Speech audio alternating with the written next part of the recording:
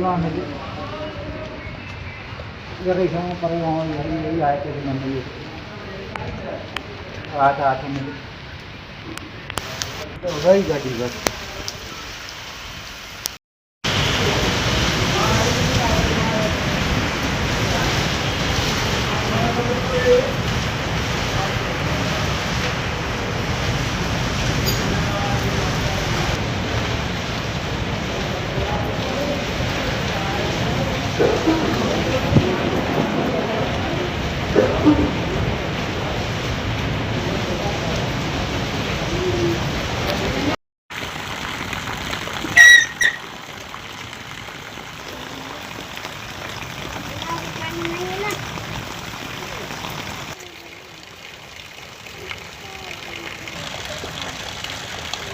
Привет.